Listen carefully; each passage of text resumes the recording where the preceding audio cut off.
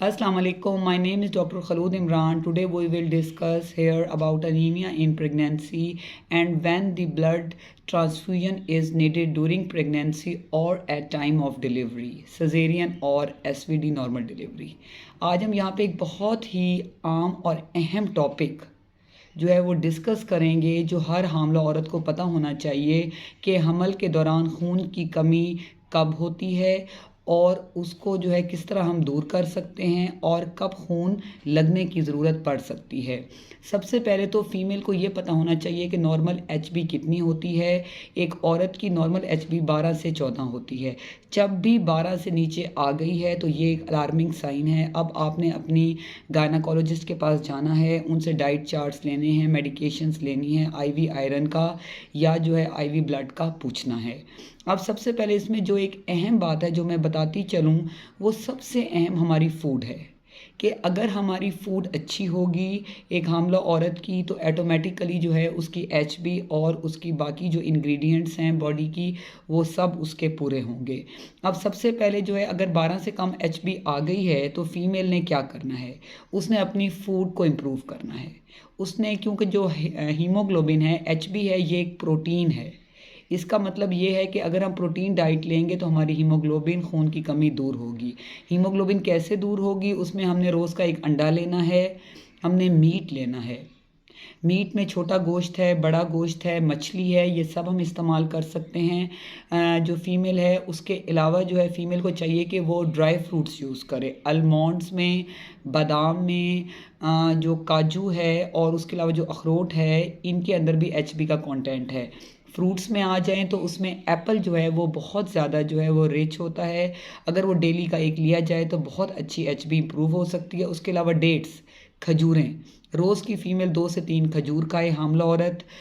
उसके अलावा जो है फ़ीमेल को चाहिए कि वो टोमेटोज़ हैं, स्पेनिच है, इसके अंदर भी कंटेंट में मौजूद है एचबी का। इस तरह अगर आप अपना डाइट चार्ट अपनी डॉक्टर साहिबा से पूछेंगी तो वो आपको ये तमाम डाइट्स बताएंगी कि किस तरह ये किस टाइम पे लेनी है ताकि जो है वो आप अपनी एचबी को बेटर कर सकें। ये तमाम फूड्स आपने डेली बेसिस पे अपनी फूड में ऐड करनी है। यहाँ पे मैं पहले भी मैंने अपनी कुछ स्लाइड्स में बताया था, मैं आज फिर बताती चलूँ कि जो ये आयरन है इसको एब्जॉर्व करने के लिए विटामिन सी बहुत ज़्यादा इम्पॉर्टेंट है।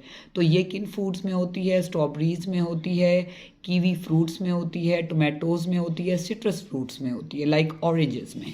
तो अगर हम अपनी फूड में विटामिन सी ऐड करेंगे तो ऑटोमेटिकली आयरन की एब्जॉर्प्शन बहुत ही अच्छी होगी।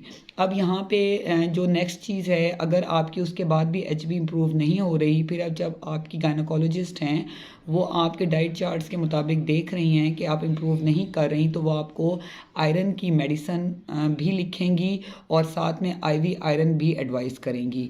अगर उसके बावजूद भी आपकी आयरन इम्प्रूव नहीं हो रही और डाउन होती जा रही है, याद रखें अगर 7 से 8 पे एचबी आ गई है तो ये एक अलार्मिंग साइन है, थ्रेश होल्ड है, लिमिट है कि अगर 7 या 8 से एचबी कम हो गई है तो हम लोगों ने पेशेंट को ब्लड ही लगाना है क्योंकि ये लाइफ सेविंग है।